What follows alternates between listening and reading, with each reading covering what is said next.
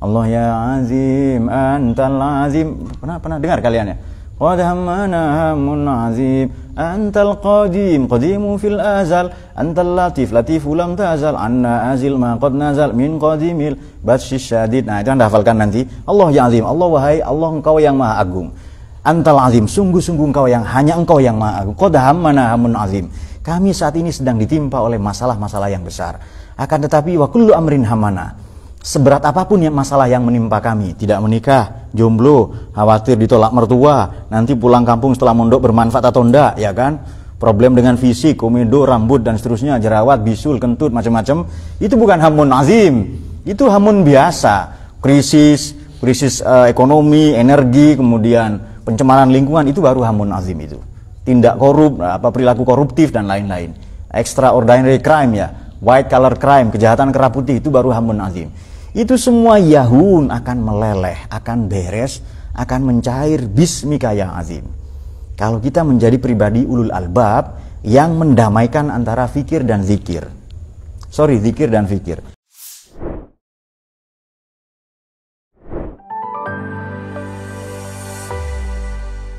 Wabarakatuh. Allahumma shalli ala sayyidina Muhammad. Salatullahi wa salam ala man uhiya al-Qur'an wa ahli baitihil kiram wa sahbihi zawil Qur'an wa sahbihi zawil Qur'an.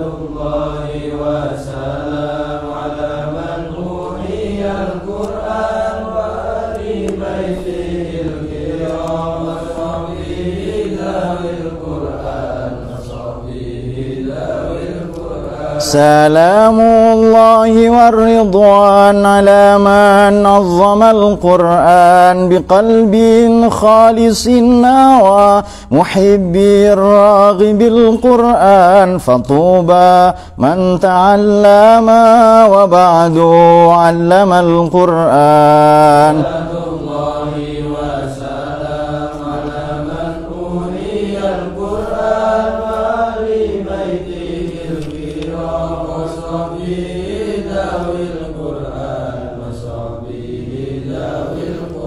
ودام عند كل حين مرتلا تلا القرآن مجودا وخاشعا ومفهما معنى القرآن وعاملا جميع ما حوى وما اقتضى القرآن.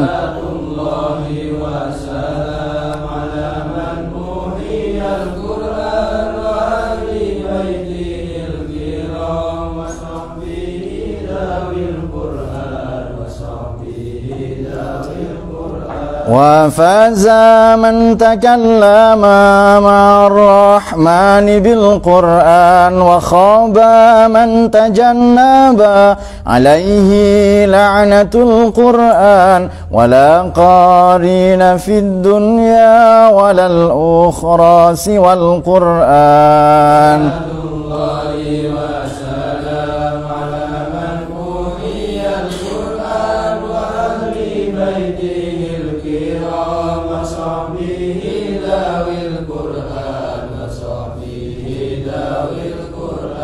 ويا إلهنا اجعلنا من الآهال في القرآن وزدنا علما نافعا بما علمتنا القرآن أمتنا في حسن الختام مع القبول بالقرآن. آمين آمين.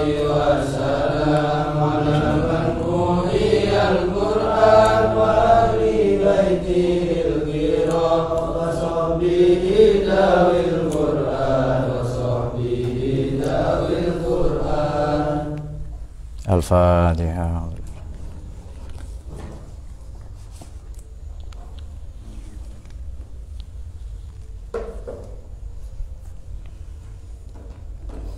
Mula-mula saya ingin minta maaf karena seharusnya tersedianya ngaji ini kemarin ya, oleh karena saya masih dalam perjalanan pulang dari satu acara, jadi kita tunda hari ini. Baik, ayat ini atau akhir surat Ali Imran, yakni surat Ali Imran ayat yang ke-190 sampai 200 adalah ayat yang mencerminkan karakter seorang santri. Jadi santri itu bagaimana? Kalau kalian santri di pesantren ini luhurian yang sejati itu bagaimanakah? Al-Farabian yang sejati itu seharusnya bagaimana? Pembelajar kata apa karakteristik supaya santri tidak menjadi kata dalam tempurung, supaya dia tidak gampang menyerah, tidak gampang patah arang. Bagaimanakah seharusnya pandangan yang visioner mengenai santri? Tetapi menarik karena latar belakang ayat ini atau ayat yang ke-190 191 sampai 192 ya. Ini justru suatu ketika ada orang datang, beberapa perempuan ya datang kepada ibunda kita yakni Siti Aisyah ya, Sayyidah Aisyah radhiyallahu anha bertanya begini, "Wahai Sayyidah Aisyah, apakah yang paling berkesan menurut engkau dari Nabi Muhammad SAW?"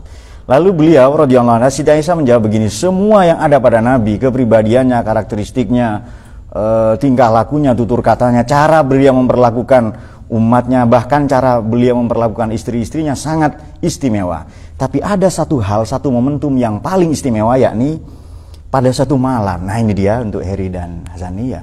Pada satu malam giliran Siti Aisyah. Jadi memang beliau ini ada giliran istri-istrinya ya masing-masing. Saya tidak mau membahas poligami ya, karena sudah ada di channel ini, silahkan dicari. Nah, suatu malam giliran Siti Aisyah itu begini, Nabi bersabda, "Wahai Siti Aisyah," atau wahai yang pipinya kemerah-merahan, "malam ini kan giliranmu, tapi malam ini aku hendak bermunajat, berdoa, beribadah kepada Tuhanku. Apakah engkau berkenan?" Jadi, jangankan meninggalkan istri untuk main, untuk ngopi atau keluyuran, bahkan untuk meninggalkan istri demi ibadah saja harus pacul ya, pamit. Ah itu dia. Jangan langsung pacul ya, oke. Dan ini menarik, jawaban Siti Aisyah adalah, aku senang bersamamu wahai Nabi, tapi aku lebih senang menyenangkanmu. Ini jawabannya, aku senang bersamamu wahai Nabi, tapi aku jauh lebih senang membuatmu senang. Dan apa yang membuatmu senang malam ini? Kalau engkau hendak berasik masuk, bermesraan tanda kutip dengan Tuhanmu, maka itulah kesenanganku. Nah itu dia. Jadi betapa wownya ya Hasan ya kalau punya istri yang sedemikian. Nah, saya kira kalau kalian tiba-tiba Nabi ini sholat berdiri dan menangis sampai jenggotnya basah. Ketika bersujud air mata beliau membasahi lantai. Ketika duduk sampai membasahi tidak hanya jenggot tapi pakaiannya, bajunya bagian atas. Ini momen yang paling berkesan, paling indah, paling wow lah ya dari Siti Aisyah. Padahal Siti Aisyah ini adalah istri Nabi yang paling mesra lah ya, yang paling romantis. Saya tidak mau pakai bahasa bucin ya, karena itu bahasa kalian. Jadi beliau adalah istri yang sedemikian mencintai Nabi, sedemikian eratnya sampai ingin bersama-sama dengan Nabi terus. Tapi manakala momen-momen tertentu ketika Nabi ingin bermesraan tanda kutip dengan Allah, dengan Tuhannya, maka demikian kesenangan pribadi dikalahkan. Nah itu dia, ini dia ayatnya. Dan ini seharusnya, lalu sabda Nabi, maka setiap muslim rugi kalau tidak pernah membaca ayat ini. Bismillahirrahmanirrahim. Inna fi khalqis samawati wal ardi waqtilafil laili wan nahar la ayatil liulil albab. Kita akan bahas ulul albab. Sesungguhnya dalam penciptaan langit-langit dan bumi serta pertukaran malam dan siang sungguh merupakan tanda atau bukti kebesaran Tuhan bagi ulil albab. Di sini diterjemahkan sebagai orang yang berakal. Oke. Khalaqa ini maknanya 3. Khalaqa 3, penciptaan. Maka meniscayakan zat yang Maha menciptakan yakni Khaliq. Kemudian makna khalaqa adalah penjagaan, perawatan. Maka meniscayakan satu zat yang Maha merawat menjaga yakni Rabbun. Kemudian makna khalaqa juga bermakna enhance, advance atau expand. Lalu ada istilah expanding universe, perluasan alam semesta. Jadi makna khalaqa adalah mengembangkan, maka meniscayakan satu asma Allah yakni Badi'. Saya paham ya? Jadi makna khalaqa ia tersegmentasi atau teraktualisasi pada 3 ini. Kalau alam raya disebut dan dahulu ini bukan Bukan hanya menurut Quran ya, bahkan menurut para ilmuwan. Dan kita tidak usah pakai standar ilmuwan, kalian belum ya, tapi hampir. Oh, tidak ada yang amin ya. Ini pakai standar yang ringan saja. Jadi dahulu alam raya ini bumi dan langit menyatu. Kemudian terjadilah apa yang disebut yusron, mana manusianya, sebagai Big Bang, dentuman besar. Oke. Taruhlah tempat spidol ini berdentum, meledak. Kira-kira berhamburan enggak? Bisa rapi ledakannya? Pasti berantakan karena sudah diuji coba. Jadi dibikin ledakan satu medan yang sangat presisi, sangat akurat, tepi-tepinya rapat, pasti ledakannya tetap berantakan. Nah, ini ledakan semesta. Begitu berhamburan itu, tiba-tiba membentuk planet-planet, bintang, satelit, membentuk galaksi. Dan itu berputar terus ya, memiliki gravitasi, memuai sedemikian rupa, expanding universe, alam raya berkembang. Kita tidak tahu sampai kapan itu, sampai kiamat nanti perkembangannya. Dan hitungannya bukan lagi meter, kilometer, ribuan kilometer, tapi ribuan miliaran tahun cahaya. Jadi dengan nalar yang sederhana saja ya, tidak usah pakai ilmuwan. Dengan ilmuwan ya, saya sendiri. Nah, sederhana saja, ini sudah tidak mungkin, tidak ada kholik, tidak ada robun, tidak ada badiah. Pasti ada badinya, pasti ada pengembangnya. Saya tidak sebut developer ya, karena developer kesannya adalah tukang jual kaplingan. Nah, itu dia. Pasti ada robun, penata kelolanya, pasti ada kholik, penciptanya. Maka kholako maknanya adalah 3. Dan pertukaran malam dan siang, mungkin di Indonesia tidak terlalu terasa. Tapi kemarin di Amerika Serikat, di 14 negara bagian, saya dari pantai timur ke pantai barat, juga beberapa di tepi-tepi ya, tapi tidak sampai ke Miami ya. Tapi saya ke Texas, ke beberapa negara bagian itu saya puasa pas Ramadan kemarin ya, Ramadan 18 jam setengah, berarti siang lebih lama daripada malam. Tapi kalau musim panas seperti ini, malam lebih lama daripada siang. Makanya perempuan-perempuan di sana itu cerdas. Kalau batal puasa atau mereka tidak puasa karena haid atau apa di bulan Ramadan, nanti mengkodoknya di musim panas supaya mengkodoknya singkat, 8 jam. Tidak puasanya 18 jam, tapi mengkodok puasanya 7 jam atau 8 jam, kan enak itu. Nah, nanti sesekali Anda perlu hidup di sana. Oke. Mungkin di Indonesia tidak terlalu terasa, tapi di sana sangat terasa. La ayatil ulil albab. Oke, lubun. Jadi ini gambaran ulil albab itu begini. Jambu, tahu ya? Orang yang hanya tahu jambu itu sebagai jambu, dia bukan ulul albab. Tapi kalau dia tahu jambu, bahwa di dalam jambu permukaan kulit, di dalamnya ada dagingnya, serat-seratnya, lalu ada bijinya, lalu ada kandungan vitamin, gizi, proteinnya, lalu di dalam biji-biji itu nanti ada benih untuk menumbuhkan jambu-jambu yang lain sampai kiamat. Orang yang tahu sampai ke detail-detail kedalamannya, sampai ke essence dan quiddity, esensi dan kuiditasnya, maka ia adalah ulul albab. Dia adalah luhurian. Dia adalah filosof itu sendiri. Oh, ada yang amin kalian ya? Nah, itu dia. Jadi tahu wanita sampai ke jauh kedalamannya. Maknanya belum, wataknya, kepribadiannya, potensinya, cara mengantisipasinya, bagaimana bekerja sama dengannya, menciptakan generasi atau kelangsungan generasi dan seterusnya. Nah, itu dia. Itu ulul albab. Jadi kalau Anda melihat persoalan sebagai persoalan, bukan ulul albab. Tapi kalau melihat persoalan dengan, seperti kata Avram Noam Chomsky, dengan perspektif second opinion, itu ulul albab.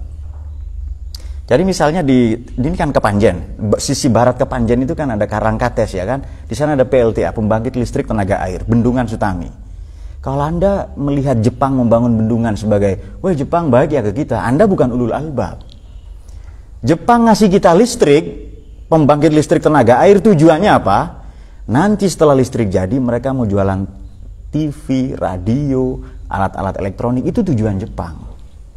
Woi, mereka ngasih aspal Pak ke kita, Amerika juga misalnya. Loh, mereka mau jualan mobil, motor setelah itu. Coba paham ya? Ini namanya pendapat alternatif, second opinion.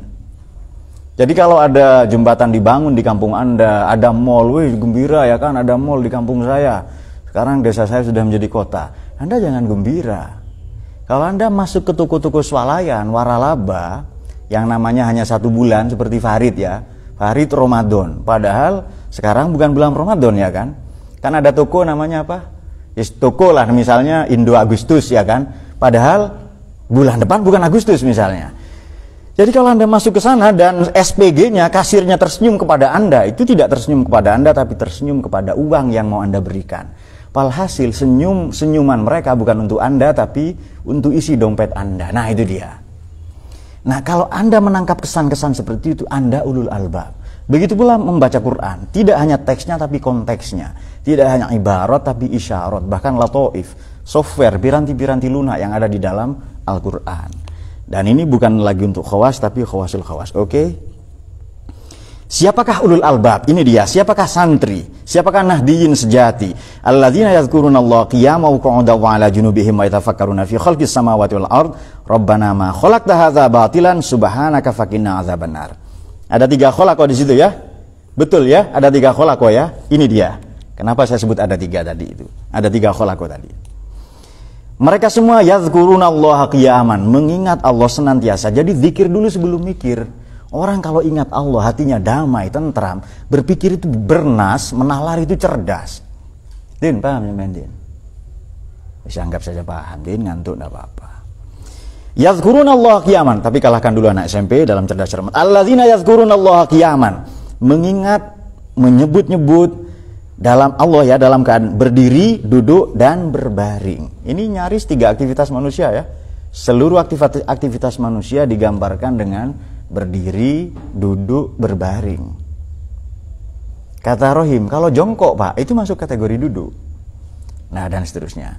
Tapi ada di sini teman ini yang duduk tapi sembari tidur. Nah itu dia. Beberapa ada kan ya. Contohnya di salat subuh ya, ada itu. Lantas wa yatafakkaruna fi khalqi, lagi-lagi fi khalqi ya. Lagi-lagi yatafakkaruna, senantiasa memikirkan penciptaan langit-langit dan bumi. Ini gugusan langit ya. Setelah itu berdoalah mereka, Rabbana ma khalaqta hadza batilan. Apa saja yang ada di langit dan di bumi tidak ada yang sia-sia. Bencana, musibah, malapetaka dan seterusnya. Subhanaka faqina azabannar. Maha suci Engkau Tuhan, faqina jauhkanlah kami dari api neraka. Oke. Jadi karakter ulul albab nomor 1 dicirikan adalah sebagai pribadi yang berzikir untuk kemudian berpikir. Ada 3 sekurang-kurangnya alasan bisa kita ajukan kenapa berzikir terlebih dahulu. Dan posisi berzikir adalah qiyaman wa qu'udan wa 'ala junubihim. Kalau nanti pemikirannya salah, dia ingat kepada zikirnya, kepada Allahnya. Kalau dalam perjalanan berpikir ini mendapati kebuntuan, maka Allah adalah jalan keluarnya. Itu beberapa alasannya. Dan alasan yang ketiga ini lebih menarik menurut saya. Kalau Anda tidak sempat mencatat, putar lagi rekamannya. Kalau dalam perjalanan berpikir, mencandra, mencerap, menyibak, nah itu judul buku Misteri Alam Raya ini, boleh jadi ada godaan-godaan, kamu ini terganggu. Jadi begini, semut ini rupa-rupanya digerakkan bukan oleh semut itu sendiri, tapi kuman atau virus atau cacingnya lebih tepatnya yang ada di kepala semut. Itu kan aneh. Jadi gerakan semut yang bekerja keras, kemudian dia punya keturunan terus lebih baik dan seterusnya. Ini saya baca di bukunya Orientalis ya, Daniel Dennett, seorang ahli biologi, ya filsuf juga dari Amerika. Beberapa bacaan saya beberapa tahun belakangan ini adalah tentang orang-orang yang, bukan Orientalis ya, ateis ya. Dan itu menarik menurut saya. Dan agama bagi Daniel Dennett itu banyak ya, Richard Dawkins macam-macam itu, mereka semua Darwinan semua. Darwinan bahasa kita, bahasa Inggrisnya Darwinian. Itu mereka semua terinspirasi oleh Darwin, evolusi modern, dan agama itu seperti cacing pipih ya, seperti cacing pipih atau kuman yang ada di kepala manusia, dan itu disematkan oleh para pembawanya. Nah itu kata mereka. Tidak mungkin. Coba uji saja ini ya, ini ledakkan sajalah bola atau apa, ledakkan saja pasti berantakan. Bola itu ya, dan tidak mungkin dia membentuk pusaran-pusaran itu. Kemudian bintang, planet, galaksi dan seterusnya. Dan itu sudah dicoba ya berkali-kali ya, langit dan bumi ini tadinya menyatu dan seterusnya, lalu meledak seperti mawar. Sehingga alasan yang ketiga, manakala dalam perjalanan berzikir nanti ada godaan-godaan, perjalanan berpikir ya, ada yang mencederai pribadinya sebagai ulul albab untuk mencari esensi, kuiditas, untuk mencari substansi, maka dia akan kembali kepada zikir. Jadi zikir ini seperti kemudi, seperti kendali. Dalam bahasa Plato itu sais ya. Jadi kalau berpikir ini seperti kuda liar, maka zikir adalah kendalinya. Nah itu dia. Bukan pengekang loh ya, tapi kendalinya. Dan ada kalanya perjalanan ini, hidup ini tidak harus melaju saja. Tancap gas saja, ada kalanya hidup ini rem. Kita harus injak rem juga. Dan balapan itu senantiasa sejatinya balapan itu adalah seni dalam memainkan gas, rem itu ya, emosi dan lain-lain itu. Tidak hanya hidup ini tidak melulu tancap gas saja.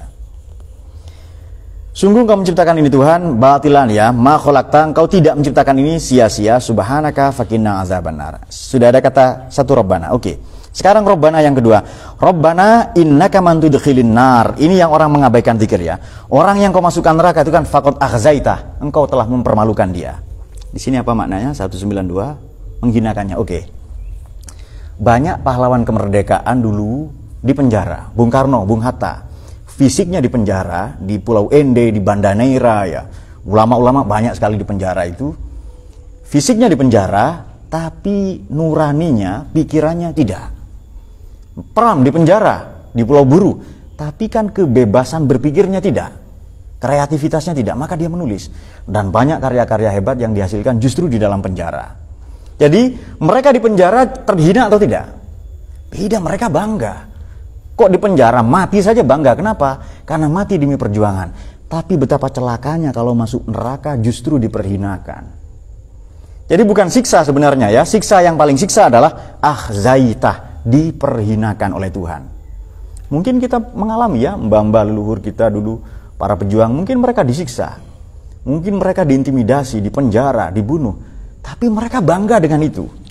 Jadi di penjara, dihukum, dibakar seperti Nabi Ibrahim, itu bukan malah malu, bukan diperhinakan, malah satu kebanggaan karena melawan kelaliman, melawan tirani, melawan pemimpin atau rezim yang despotik. Nah itu dia. Tapi orang kafir nanti, ini luas ya, makna kafir luas ya. Ya memecah belah kafir, tidak bersyukur kafir, ingkar nikmat kafir, kemudian putus asa kafir dan banyak lagi maknanya.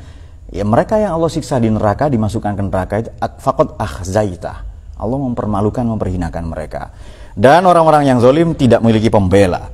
Oh alizzalimina min ansor. Oke, itu Rabbana sudah ada 2. Sekarang ada 3 Rabbana.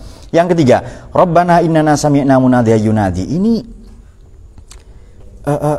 berikutnya ulul albab itu dia selalu mendengar seruan yang baik, ajakan yang baik dari siapapun ia. Jadi kalau ada ajakan yang baik, maka ia suara Tuhan. Ada panggilan yang baik, maka ia panggilan Tuhan. Lil iman ya, yang menyuruh kepada keimanan. An aminu birabbikum fa amanna. Ayo beriman, mereka merespon fa amanna. Makanya orang beriman di Quran suruh iman lagi. Ya ayyuhalladzina amanu aminu. Nah itu dia. Rabbana, sekarang Rabbana yang keempat, faghfir lana dzunubana. Jadi ulul albab, orang yang berzikir dan berpikir saja, mereka tidak merasa diri mereka bersih atau suci dari dosa. Mereka mendoa, Rabbana, Tuhan kami, faghfir lana dzunubana. Ampuni dosa-dosa kami, wa kaffir anna sayyi'atina. Dan hancurkanlah, leburkanlah keburukan-keburukan kami, wa tawaffana amal abror. Dan matikan, wafatkan kami bersama abror. Abror maknanya 4. Tapi saya sebutkan 2 paling populer. Di sini apa abror maknanya? 193. Orang-orang yang berbakti, oke. Jadi abror ini adalah berbuat baik, itu standar. Yang kedua, berbuat baik kepada yang tidak ada gunanya untuk dia. Maknanya tidak ada manfaat langsung. Jadi misalnya begini, suatu ketika dia melakukan perjalanan, kemudian ada kucing lewat di situ. Jadi kucing tidak ditendang ada tokek tidak dibunuh misalnya, dibiarin saja hidup. Tapi kalau mengganggu di kamar mandi dibunuh juga upaya. Nah itu dia. Jadi ada misalnya siapa yang penjahat di film kartun ini, Ishak ya, ada kucing diam-diam disentil atau dipukulin pantatnya sampai jadi abon misalnya, abon rasa kucing ya. Bahkan dia berbuat baik kepada sesuatu yang tidak ada manfaat baginya. Tanaman tidak dirusak, lingkungan tidak dirusak, tidak ada manfaat bagi dia. Dia mungkin sedang berkunjung kemana, jauh bagi kehidupannya, tapi tidak dirusaknya. Itu abror. Berbuat kebaikan tidak hanya ke manusia, tapi binatang, tumbuhan, udara tidak dicemari dan seterusnya, bahkan yang tidak ada manfaat langsung baginya. Jadi kalau baik kepada yang baik kepada sama manusia, dia belum abror itu. Tapi kalau berbuat baik kepada yang nyaris tidak ada manfaat untuk dia, tidak ada manfaat langsung untuk dia, untuk binatang, tumbuhan misalnya, atau hal-hal yang tadinya hendak mencelakainya malah diselamatkannya, dibebaskannya, itu baru abror itu. Kemudian Rabbana yang kelima adalah Rabbana wa atina ma wa'atana ala rusulika wa la tuzina yaumal qiyamah. Ini dia, wa la tuzina. Tuhan jangan kau perhinakan kami di hari kiamat. Jadi Rabbana, Tuhan anugerahi kami apa yang telah kau janjikan kepada Rasulmu, utusanmu, dan jangan kau perhinakan kami di hari kiamat. Innaka la tukhliful mi'ad. Sesungguhnya engkau tidak akan menyalahi janji. Teman-teman, kalau menyimak saya baca doa ya, kalau kalian cerdas ini, kalau kalian ulul albab yang makmuman di belakang saya setiap sholat, pasti Rabbana saya 5. Jadi ingat-ingat ya, pasti Rabbana saya 5. Kenapa? Karena setelah Rabbana yang kelima, fastajaba lahum rabbuhum, pasti Allah ijabah itu. Ingat-ingat ini ya, ini rumusnya doa ini. Kalau kalian menyimak doa saya di belakang saya setiap sholat itu, pasti Rabbananya 5 kali. Rabbana zolamna, Rabbana hablana min, Rabbana atina, Rabbana la tu'akhidna, Rabbana, itu ada 5, nanti baru pasti fastajaba lahum rabbuhum. Jadi begitu man, ilmuwan tidak sembarang doa. Atau seperti Harry ya, berdoa di depan Dita gini langsung. Jadi muridnya langsung dia gini di sampingnya kemarin ya. Nah itu dia, didoakan supaya tidak nakal. Fastajaba lahum rabbuhum. Ini hikmahnya ya. Dan memang butuh kejelian membaca Quran. Tidak langsung dibaca saja. Ini Rabbana berapa kali ya? Kalau bisa, ini cara berdoa ulul albab. Yang berzikirnya adalah berpikir, yang berpikirnya adalah zikir. Itu dia. Maka fastajaba lahum rabbuhum. Maka Tuhan mereka memperkenankan doa mereka. Mengijabah. Bagaimana? Wa idza sa'alaka ibadi anni fa inni qarib ujibu da'watad da'i iza da'an. Inilah udiu amal amilin. Aku tidak akan menyia-nyiakan amal bagi siapapun yang beramal minkum. Maka Allah menghargai amal yang sesepele apapun, seringan, seremeh apapun. Dan 195 ini sabab nuzulnya adalah orang-orang perempuan di Madinah protes. Nabi, kok Quran tidak ada sebut kami? Yang punya ide engkau hijrah itu loh kami. Yakni 2 orang, yakni Sayyidah Asma dan Sayyidah Nasibah. 2 orang ini punya ide. Ayo Nabi hijrah ke Madinah. Nahnu ansoruk, kami pembelamu. Tapi kok kami tidak disebut di Quran? Lalu turun ayat ini. Nah kalau Nabi tadi yang bermunajat, maka Nabi ayat tadi itu yang alladzina yadhkurunallaha qiyaman sampai faqina adzabannar, ini membuat Nabi menangis. Sekurang-kurangnya membuat kita bersedih ya. Sekurang-kurangnya membuat kita terkesan. Kalau bisa ini baca Quran ini. Wajilat qulubuhum atau qubuluhum. Nah, wajilat qulubuhum. Oke. Min zakarin wa unsa ba'dukum min ba'd. Ya, yang laki-laki berasal dari perempuan, yang perempuan berasal dari laki-laki, atau makna yang kedua adalah dua-duanya saling membutuhkan, saling bekerja sama atau saling melengkapi dan seterusnya. Itu makna populer. Falladzina hajaru wa ukhriju min diyarihim wa udhu fi sabili wa qatalu wa qutilu la ukaffiranna anhum sayyi'atihim wa la udkhilannahum jannatin tajri min tahtiha al-anhar sawaban min indillah wallahu indahu husnus sawab.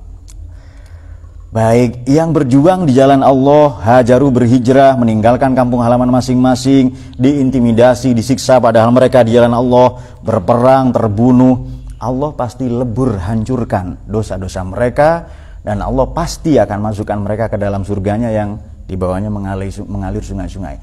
Tidak langsung sawaban min Allah ya, tapi sawaban min indillah. Apa maknanya? Bisa saja kan ayat ini berbunyi sawaban min Allah, tapi tidak, Quran sebut sawaban min indillah. Kalau terjemah depak, pahala dari Allah, langsung gitu saja. Tidak, min indi, di sisi. Berarti ini garansi. Amalnya mungkin sedikit, tapi karena di sisi Allah bernilai. Jadi indi saya punya, ya kan? Indi misalnya, indi saya punya teman misalnya, ya kan? Jadi seperti ungkapan Dita ke Farid kan, I have a pen, my pen is blue. I have a friend, my boyfriend is you. Nah itu dia. Itu ungkapan Dita ke Farid ya. Lalu saling bergandengan tangan mereka. Jadi ini sayyaroh, saya punya mobil-mobilan misalnya. Nah itu di sisi saya. Maka pahala kalau di sisi Tuhan bukan dari Allah lah, bukan pahalanya dari Allah bukan, tapi pahalanya dari sisi Allah. Mungkin perbuatannya kecil, tapi dianggap besar. Allah ini kan maha besar. Untuk sampai ke sisi Allah itu, Allah mengapresiasi mungkin perbuatannya kecil, tapi karena la ukaffiranna anhum sayyi'atihim adkhilannahum jannatin tajri, maka pahalanya besar di sisi Tuhan. Perbuatannya mungkin remeh. Ini bedanya ya, bedanya langsung pahala dari Allah atau dari sisi Allah. Tapi terjemah depak langsung dari Allah ini. Tapi kalau mau terjemah yang lebih pas, sebenarnya mungkin perbuatannya remeh, kecil. Kenapa? Karena ayat pembuka ayatnya adalah la udi'u amala amilin. Allah tidak akan menyia-nyiakan. Allah senantiasa mengapresiasi perbuatan apapun dan siapapun yang kecil, yang remeh.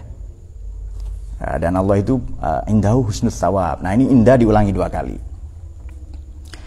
La yaghurrannaka. Ini anak sekarang peringatan begini. Pak, tapi kan orang kafir, ini kafir jangan hanya kafir agama ya. Jangan hanya kafir akidah ini.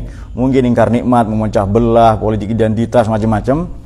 Mereka semua happy hidupnya, enggak sholat Pak, tapi kita yang sholat tetap saja miskin. Ini dia, la yaghurrannaka taqalluba, ya la yaghurrannaka taqallubul ladzina kafaru fil bilad. Kebebasan mereka, pencapaian mereka, mereka yang hidup nikmat berfoya-foya, jangan membuatmu terpedaya. Nah itu dia. Dia kan enggak sholat, jangan membuatmu terpedaya. Mereka menikmati hidup, fasilitas duniawi apa macam-macam, jangan membuatmu terpedaya. Itu semua mata'un qalil, itu fata morgana. Nikmat yang cepat diraih tapi cepat hilang. Di sini apa maknanya? 197 sebentar. Kesenangan sementara. Oke, mata'un qalil. Ya ini fata morgana, dia cepat datang, cepat pergi. Ini hanya sangat sementara. Kemudian summa ma'wahum jahannam wa bi'sal mihad. Itu nanti balasannya jahannam, ma'wa ini tempat berpulang, bi'sal mihad.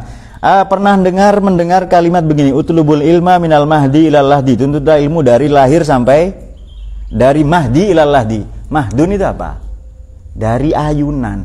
Jadi nanti diayun-ayunkan di jahannam. Seperti kemarin saya sebut satu judul buku, The Cradle of Christianity. Jadi mereka memang diayun-ayun seolah-olah enak padahal jahannam. Seolah-olah happy padahal. Nah makanya la tahsabannahum bimafazatihim minal azab. Cari sendiri surat apa ayat berapa itu. Jangan kau kira kamu lolos akan dari siksa ya. Nah kadang kita cemburu kan. Mereka kok enak ya. Apa yang membedakan? Apa yang membedakan? Sebenarnya rumus kaya itu gampang. Coba buka surat Hud ayat 15. Begitu Anda kerja keras pasti kaya. Kalau memang tujuannya kaya ya kan? Ketemu surat Hud 15.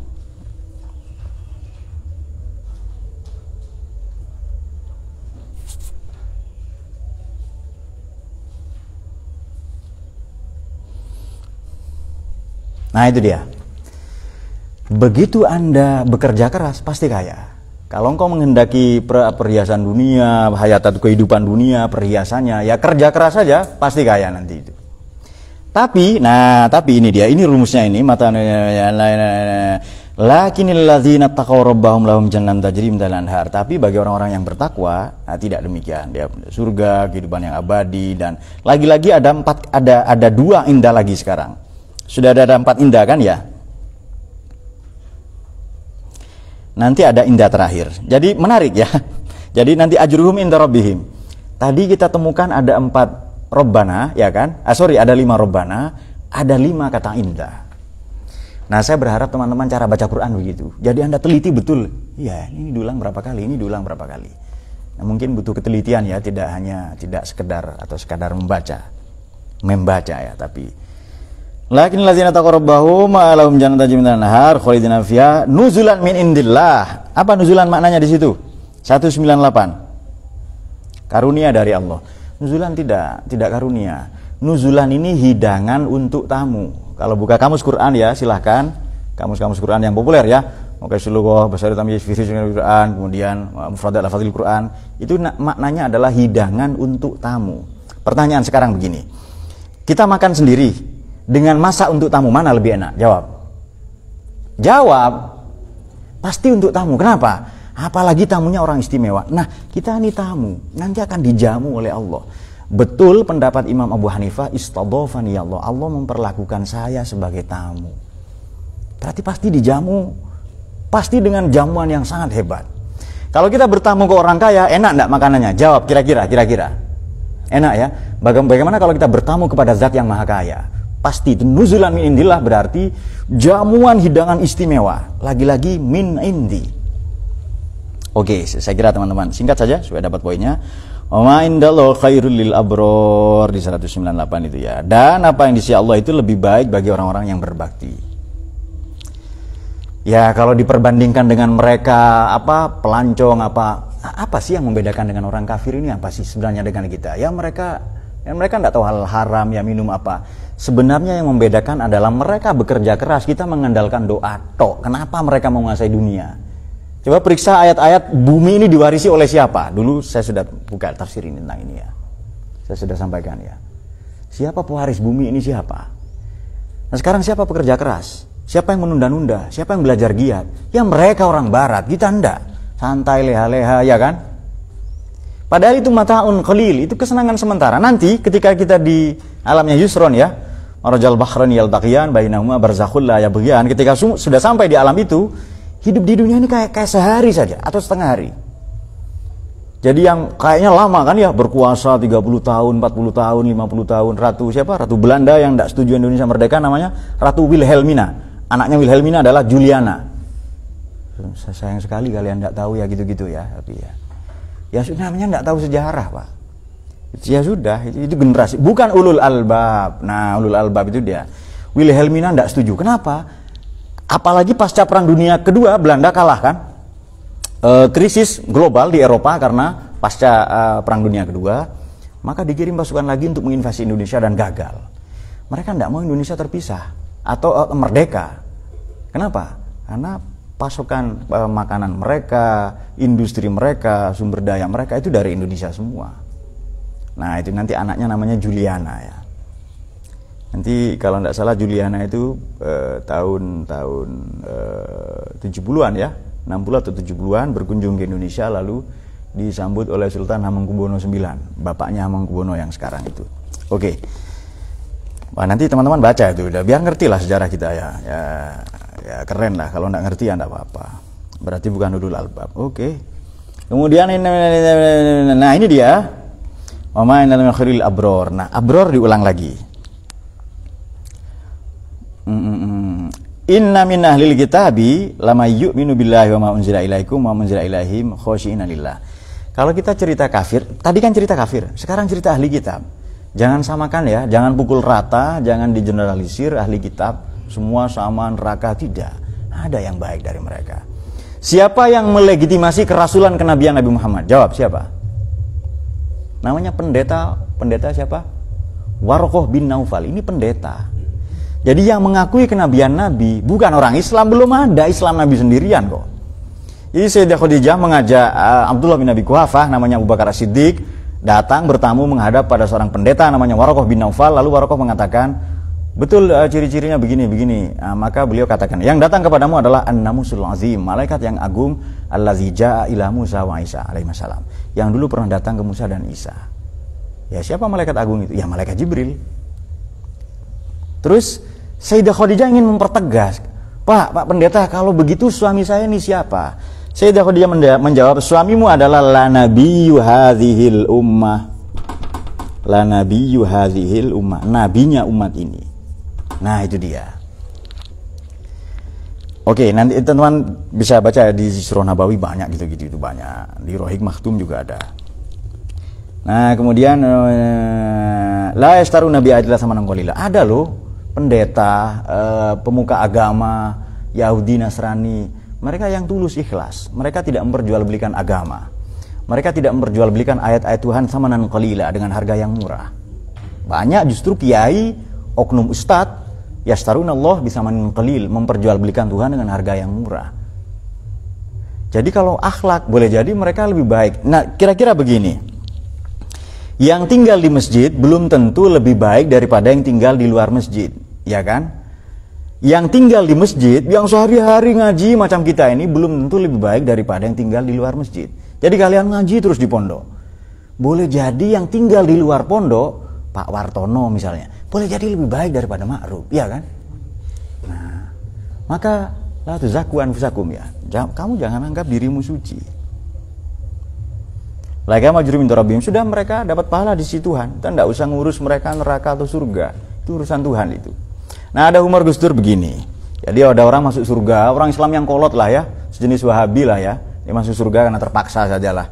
Sudah karena tidak enak malaikat karena jidatnya hitam, masukkan surga sudah itu. Dan surganya kecil, seperti gazebo itu, kecil ya, dengan makanan ya, dengan disodori piring ya. Pokoknya fasilitas ini humor ya. Nah, jangan dicari dalil di mana. Pokoknya surga kelas rendah lah, surga kaki 5 lah kira-kira begitu. Begitu keluar, jalan-jalan yuk katanya, jalan-jalan sambil merokok dia kan, karena di dunia haram rokok katanya. Di surga ini kan ada ya, oknum ustadz atau oknum habib mengharamkan rokok. Haram rokok. Nanti kalau mau merokok di surga ke neraka dulu. Masa enggak ada yang elektrik, ya kan? Di surga ini Mas, jangankan rokok, khomer saja halal, mandi pakai tuak kita pakai wine. Kok rokok jadi haram? Ya maksudnya inilah sedikit ya, ini mikir gitu loh, masa gitu beragama ya. Tapi ya nggak apa-apa sudah. Bagi Anda pecinta tembakau ya tembakau. Bagi yang tidak merokok dalilnya adalah la taqraba hadhihi syajarah, jangan kau dekati sigaret ini ya. Fatakuna minadz zalimin. Oke. Bagi yang merokok Pak, dalilnya warka'u marrokin, merokoklah bersama orang-orang yang merokok. Oke. Tadi kemudian jalan-jalan dari gazebo itu ternyata ada gedung lebih mewah. Malaikat, itu gedung apa? Surga apa kok lebih hebat dari punya saya katanya. Terus malaikat bingung ya kan? Karena Gus Dur pemandunya itu. Kata Gus Dur itu, jangan kasih tahu, bilang aja masih perbaikan. Oh ini surga belum selesai Mas, belum selesai dibangun ini. Terus si Wahabi, oh ini jenggotnya kan itu kan? Jadi tangan kanan di jenggot, tangan kiri di perut begini. Oh iya. Terus malaikat nanya ke Gus Dur kenapa nggak dikasih tahu? Biar dia yakin dia saja yang masuk surga. Yang mengharam-haramkan itu loh. Terus itu surga siapa? Itu surga yang hidupnya di dunia santai, yang merokok boleh, musik nggak apa-apa. Itu di situ surganya. Nah itu dia. Atau agama lain ya, biar dia kira dia saja yang masuk surga, padahal yang lain banyak. Nah sekarang sikap kemudian ulaika lahum ajrun min rabbihim innallaha sari'ul hisab. Allah cepat penghitungannya, maha cepat. Di sini apa? Allah sangat cepat penghitungannya. Oke. Kalau Allah sangat cepat penghitungannya, kira-kira adabnya cepat enggak? Balasannya cepat enggak? Maka kalau Anda punya masalah, jangan putus asa. Cepat Allah selesaikan itu. Ada ujar-ujar begini kan? Allah ya azim antal azim qad hamana hamun azim wa kullu amrin hamana yahun bis mikaya azim. Ada lagunya itu him ya? Betul him ya? Karena ada lagunya itu.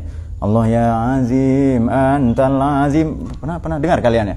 Qad hammana hamun azim antal qadim qadimu fil azal antal latif latifu lam tazal anna azil ma qad nazal min qadimil batsyis syadid. Nah itu Anda hafalkan nanti. Allah ya azim, Allah wahai Allah engkau yang maha agung. Antal azim, sungguh-sungguh engkau yang hanya engkau yang maha agung. Qad hammana hamun azim. Kami saat ini sedang ditimpa oleh masalah-masalah yang besar. Akan tetapi wa kullu amrin hamana. Seberat apapun yang masalah yang menimpa kami, tidak menikah, jomblo, khawatir ditolak mertua, nanti pulang kampung setelah mondok bermanfaat atau enggak, ya kan? Problem dengan fisik, komedo, rambut dan seterusnya, jerawat, bisul, kentut, macam-macam, itu bukan hamun azim, itu hamun biasa. Krisis ekonomi, energi, kemudian pencemaran lingkungan, itu baru hamun azim itu. Tindak korup, perilaku koruptif dan lain-lain. Extraordinary crime ya, white collar crime, kejahatan kera putih, itu baru hamun azim. Itu semua yahun akan meleleh, akan beres, akan mencair bismika ya azim. Kalau kita menjadi pribadi ulul albab yang mendamaikan antara fikir dan zikir. Zikir dan fikir. Lalu kata Maman, amal soleh Pak? Belum, memang ada di sini amal amilin, tapi tidak disebut soleh itu. Oh iya, oke, sudah tidak apa-apa. Kalau mau terpaksa ya, terpaksa pakai itu tidak apa-apa. Daripada repot-repot zikir fikir amal soleh kan mending langsung saja ulul albab, ya kan? Nah itu dia. Tapi kan bingung Pak, sulit dimengerti. Karena bukan ulama, sombong iya. Lalu bahasanya diganti sombol kata. Nah ya dia. Sari'ul hisab. Kalau Allah sangat cepat perhitungannya, maka tadi saya sudah disinggung ya di awalnya, nanti hidup di dunia ini terasa sehari. Bahkan seperti sekedipan mata, kalamhin bil basar. Seperti sekedipan mata, cepat saja. Dan kita sekarang merasa cepat kan, setahun, 2 tahun, tiba-tiba Yusron 60 tahun ya kan, cepat sekali. Ma'ruf kemarin ya masih pipis di celana, masih ngompol, tiba-tiba setua Pak Wartono. Nah itu dia. Dan ini menandakan bahwa waktu beralih sangat cepat. Nah, tapi 5 menit bersama Allah jauh lebih penting daripada seluruh hidup kita dengan bersama selain Allah. Oke. Solusi bagaimana? Ini dia, ya ayyuhalladzina amanu isbiru wasabiru warabitu. Ya ayyuhalladzina amanu, hai orang-orang yang beriman meskipun imannya sedikit, isbiru. Ya ayyuhalladzina amanu, sabar. Wasabiru, coba kita lihat makna depak apa ini? Bersabarlah kamu dan kuatkanlah kesabaranmu dan tetapkanlah bersiaga. Oke. Ya nggak apa-apa ya. Tapi karena saya ilmuwan, saya menyesalkan terjemahan begini ini. Tapi ya sudah enggak apa-apa. Dita senyum-senyum itu Heri. Seolah-olah dia ilmuwan ya kan. Baru duduknya mau gini. Tunggu didoain Heri lagi begini ya man, di depannya itu. Doa yang wajar kan begini ya kan, tata keramanya melihat tangannya ini kan begitu. Heri enggak gini di depan Dita. Nah. Jadi betapa besar tanggung jawab Heri sebagai ustadz ya, membimbing Dita. Nah itu dia. Dita itu panggilannya ya, nama panjangnya Dita Leni Rafia. Nah itu dia. Ini bukan kata saya, kata Quran. Setelah ini ayatnya saya baca. Sabar kalian semua. Oke, sabar makna yang paling populer itu 3. Sabar itu makna yang paling populer itu 3. Tahan seperti karang, kemudian tinggi berarti dia seperti gunung, itu sabar itu. Kalau seperti karang bagaimana? Dihantam apapun dia diam saja. Tinggi seperti gunung, ya berarti dia berat mendakinya kan, sulit mencapainya. Kemudian sabar dalam arti menahan. Nah ini dia. Itu makna paling populer itu. Tapi sabar kita ya dimaknai tabah lah, apa alih bahasa tabah boleh enggak apa-apa. Wasobiru. Kalau tadi sabar ke diri sendiri ya, sabar ke diri sendiri makna menahan, menggenggam, menahan atau mengendalikan diri sekuat mungkin. Sekarang sobiru. Ayo kamu beradu sabar dengan orang lain. Ayo kamu beradu sabar dengan keadaan. Misalnya begini, ini musibah menimpa saya sudah 30 tahun. Dia sabar. Seperti Imam Hasan Basri. Jadi begini, ini menarik ini. Imam Hasan Basri ini tapi di 2 pendapat ya populer. Ada pendapat lain mengatakan ini kejadian dialami Imam Abdullah bin Al-Mubarak. Ada pendapat lain menyatakan ini dialami Imam Hasan Basri. Tapi dua-duanya tidak penting ya. Yang penting ini dialami para wali itu saja. Oke, taruhlah ini pendapat peristiwa dialami Imam Ibnul Mubarak. Jadi begini.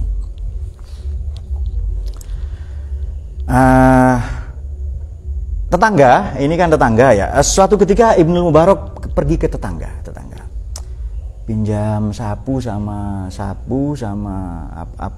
cikra sama pel-pelan Mas buat bersihkan sampah di rumah saya. WC saya bocor katanya itu. Oke, dia bilang begitu tetangga kan itu ya. Kemudian oke, dikasih. Bapak memang tidak punya alat ini, Mbak. Ada Mas, tapi rusak katanya, sudah hilang. Aneh kan, karena tetangga ini masih muda. Tetangganya masih muda ini, dilihat. Periksa. Pak, WC ini bukan bocor dari Bapak, ini WC bocor dari saya karena rumah saya lebih tinggi katanya. Berapa lama Bapak mengalami ini, Pak? Bersihkan WC saya ini. Ya sejak sampean belum lahir Mas, waktu WC ini bocor sejak mbahnya sampean. Kan 30 tahun bersihkan WC-nya orang. Dia bukan lagi sobiru, bukan lagi isbiru, tapi wasobiru. Dia sabar melawan keadaan orang lain, itu dia. Jadi sabar, sobiru maknanya beradu sabar. Ini kan masalah sabar menguntit Anda ini, dia lebih sabar dari itu. Nah ini itu sobiru itu. Jadi sobiru di atas isbiru. Beradu sabar, berlomba-lomba. Kuat-kuatan sabar, nah itu dia. Dia bertanding kesabaran. Sabar ketemu sabar, bertanding dia. Dia kan sabar, maknanya dia tidak peduli kan. 3 generasi WC-nya bocor, tidak peduli. Tapi Imam Abdullah bin Al-Mubarak atau Imam Hasan Basri ya, radhiyallahu anhu. Iya ya. Nah, orang-orang yang begini kadang yang kita tidak tahu kan ya. Nah, jadi kalau Anda kemarin WC bocor sehari itu belum wasobiru itu. Isbiru saja kayaknya belum ya kan. Kalau Anda nyemplung, berenang di situ ya kan, pakai kacamata selam, baru itu nanti diuji kan. Man, kuat-kuatan man katanya Niko itu. 3 jam, 2 jam ya kan. Nah, itu baru wasobiru. Warobitu. Oke. Kalau buka kamus Quran, robitu ini begini. Orang yang menjaga benteng, menjaga pertahanan agar tidak diserang musuh, ini namanya dia melakukan ribat ya. Berarti ribat ini warobitu menahan diri. Makanya sabar salah satu maknanya adalah selain kokoh seperti karang, menjulang seperti gunung, luas seperti samudra, silahkan tafsir Anda apa. Jadi kokoh seperti karang, menjulang seperti gunung, luas ibarat samudra, itu kesabaran itu. Nah, itu makna kesabaran ya. Dan marob itu terjemah depak di sini adalah bersiap siaga ya di perbatasan negerimu. Oke, enggak apa-apa. Marob itu ini pakai perbatasan negerimu. Berarti makna modern ini makna ribat atau irtibat. Nah, robitoh ini kadang hubungan ya, marob itu. Dan jagalah robitohmu. Boleh dimaknai begitu. Sabar kepada dirimu, sabar kepada yang lain, tidak hanya sabar menjalankan kewajiban, tapi sabar meninggalkan yang dilarang, serta wasobiru. Ayo beradu kesabaran. Dia kok kuat ya, ngaji ngantuk masih ngaji bangun subuh, dia Anda beradu itu dan kesabaran. Kemudian warob itu, nah bersiaga ya, berjaga-jaga. Wattaqullah la'allakum tuflihun. Bertakwalah supaya kamu memperoleh apa? Pribadi yang beruntung ya, falah ini dimaknai seperti petani ya, memperoleh apa yang ditanamkannya. Jadi kalau kita membaca ayat ini dari 190 sampai ayat 200, sekurang-kurangnya kita bisa membaca dua pendekatan ya. Pertama, makna ulul albab. Ulul albab ini selain zikir-fikir tadi, kemudian mendoa dia dengan 5 Rabbana, lantas fastajaba lahum, rumus doa 5 kali sebut Rabbana, pasti diijabah. Ini mulai sekarang ya Farid ya, kalau berdoa Rabbananya 5. Terus kata Dita, Pak, saya ingin kalahkan Heri Pak sebagai ustadz misalnya. Dia tidak sebut Heri ustadz lagi kan, dia sebut Heri itu kan. Saya ingin kalahkan Heri, maka saya berdoa dengan Rabbana 50 kali ya. Tidak apa-apa, bagus itu. Kalau perlu 500 kali ya kan. Nah, dan perhatikan tidak ada ya di situ ya, ya Rabbana. Di sini Rabbana diterjemahkan ya Tuhan kami. Tidak usah ya, karena ya ini mengindikasikan jauh, Tuhan. Saya ingat ya ketika Heri baru-baru mondok ya, baru-baru belajar jadi anak soleh, dia apa ya,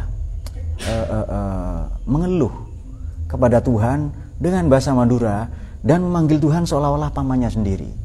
Seporana ya Allah. Nah begitu dia, sambil lewat ya, sambil jalan, sambil lemari kan. Nah, yang di belakang oleh Sipul dikasih tulisan udang, lalu bawah otak Fauzi. Nah itu dia. Saya masih ingat betul ketika dia baru belajar jadi anak soleh itu. Dia sudah, karena masa transisi ya, dari kehidupan yang ugal-ugalan menuju kehidupan yang baik. Nah, kalau Yusron ke alam barzah. Baik, itu pribadi ulul albab. Zikir, kemudian berpikir, dia merenungi semesta dan tidak akan pernah selesai. Silakan cari apa saja, lalat, cacing, kita akan sampai pada kesimpulan Rabbana ma khalaqta hadza batilan subhanaka faqina adzabannar. Jadi berdiri dia, duduk ya, berbaring ya, senantiasa berzikir itu. Kemudian tak cukup itu, yatafakkaruna fi khalqis samawat. Lagi-lagi kata khalqun, berarti meniscayakan. Nah, itu dia pencipta. Jadi Rabbun disebut Rabbana, disebut 5 kali, pasti fastajaba. Rumus ini ya. Nah, mulai sekarang kalau berdoa begitu. Di Quran kan sedekah itu 4 kan ya? Diam-diam, terang-terangan, siang, malam. Coba lakukan 4-4-nya itu. Tiba-tiba Farid datang ke Dita kan, sedekah malam-malam, tidak ada orang, dia hanya berbisik saja. Aku mencintaimu karena Allah. Nah, ini dia. Aduh, aku mencintaimu karena Allah ya. Karena ada lagunya kan Dit ya, cintai aku karena Allah ya. Ya Him, ada Him. Nah itu dia. Rohim mau melakukan hal yang sama ya kan, dikira Dita, salah orang, ternyata Yusron gitu.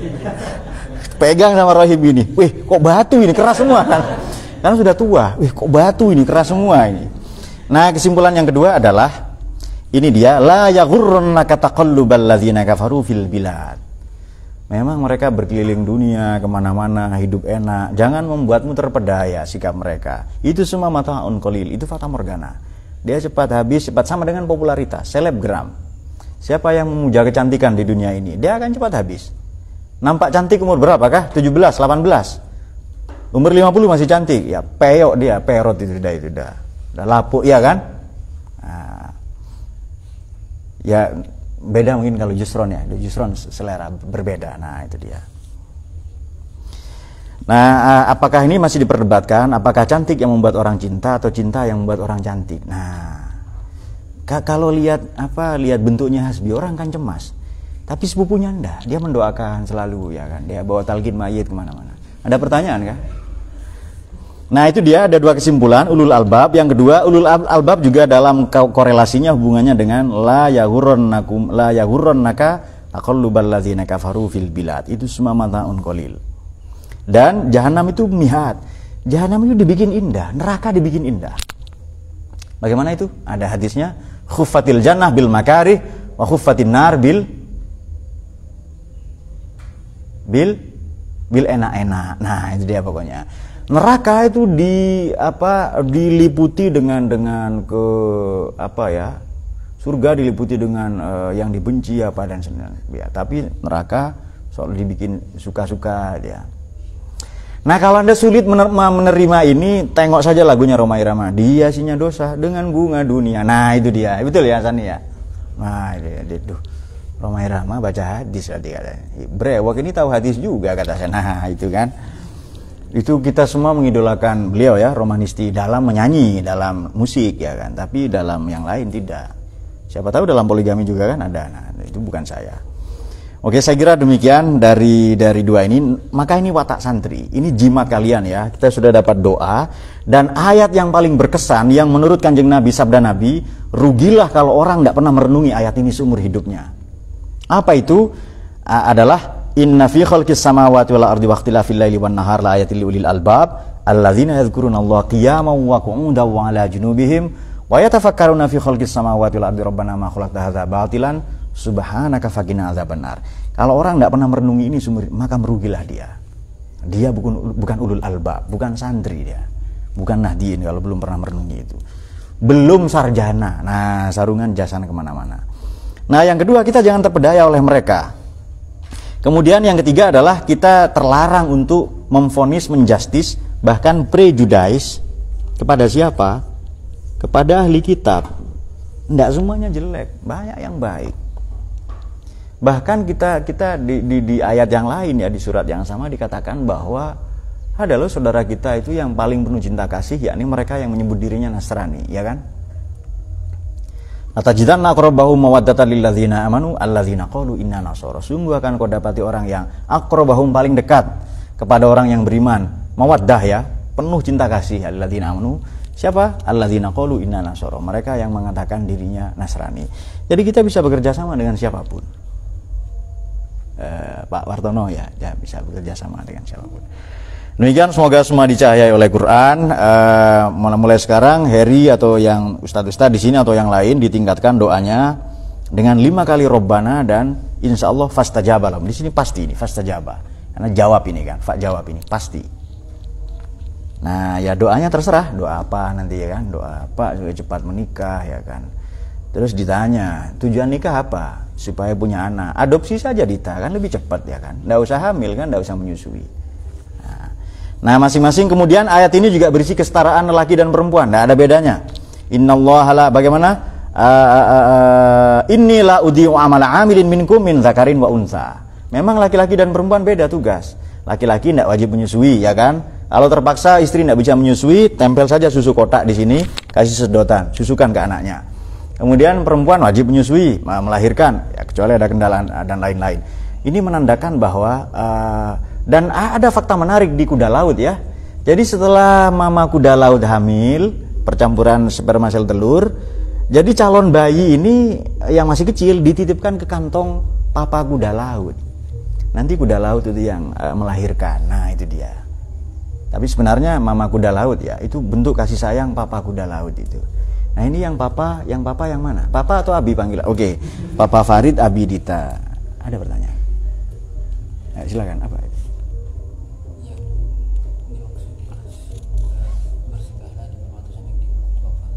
Hah? Bersiagalah di perbatasan negeri. Warobitu. Ini salah satu makna ya. Jadi kalau ada makna bersiagalah, bersiap-siagalah di perbatasan negerimu, ini salah satu makna saja. Dan memang karena kan yang dihadapi non muslim ya kan, akan ada ayat perang, adakah di sini ayat hijrah kan? Perang itu kan pasca Nabi hijrah kan, ini perang kan ini kan. Ya alladzina hajaru wa ukhriju min diyarihim wa udhu fi sabili wa qatalu wa qutilu. Mereka berperang, ada yang terbunuh dan lain-lain. Maka bersiagalah. Warob itu dimaknai bersiaga. Tadi ribat, orang yang berjaga-jaga di benteng ya kan. Tapi kepada mereka memang konteksnya waktu itu orang berkeliaran di Madinah. Tapi kalau konteks sekarang, ini kok banyak Pak orang kafir, entah kafir agama atau kafir apa saja, ingkar nikmat, memecah belah dan lain-lain. Ini kok mereka hidup santai, korupsi kok tambah kaya dan lain-lain, ada begitu-begitu kan ya.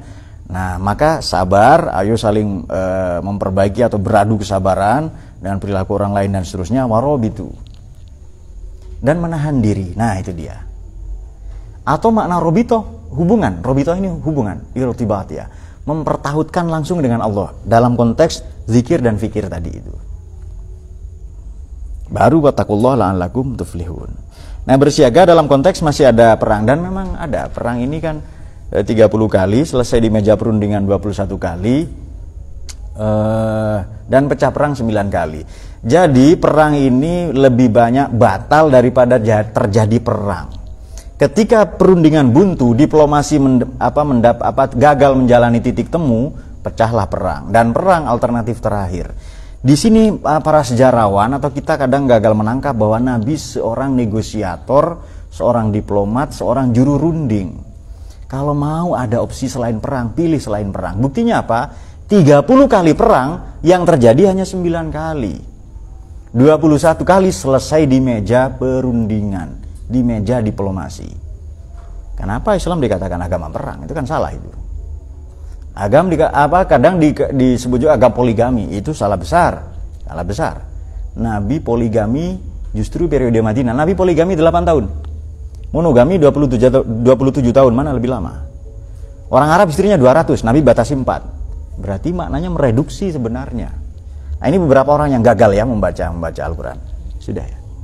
Saya kira itu, semoga semua dicahaya oleh Quran, bertambah cintaan kita kepada Al-Quran. Allahumma arhamna bil Quran waj'alhu lana imaman wa nuran wa hudan wa rahmah. Zakirna minhu ma nasina wa 'allimna minhu ma jahilna warzuqna tilawatahu ana al-laili wa atrafan nahar waj'alhu lana hujjatan ya rabbal alamin. Allahumma fi'il amin. Assalamualaikum warahmatullahi wabarakatuh.